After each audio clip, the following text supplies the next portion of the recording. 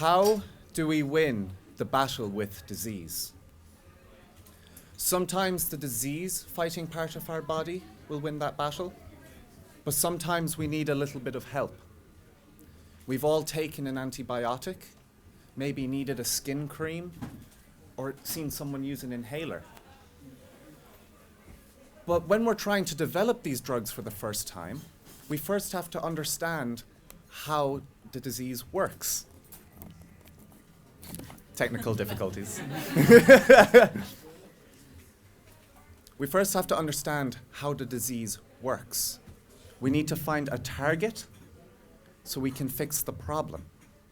So we start in the lab and then we bring it to people. But for the longest time, for simplicity's sake, all of this research was done in men. You didn't have to worry about interactions with pregnancy or with changing levels of hormones in the body. But something which I've only come to terms with really recently, which is an astounding statistic, is that more than 1 in 2 people are not men. And that's really important to realize. The building blocks of men and women are different, from our cells to our bodies. Looking around at each other, how can you imagine that any disease would interact with any of you equally? And that's what we see. Did you know that a heart attack presents in men and women differently? When you think of a heart attack, you think pain in your chest and down your left arm. And yeah, that's how it looks in men. In women, it's more likely to look like pressure in your chest, pain in your back and your jaw, shortness of breath and vomiting.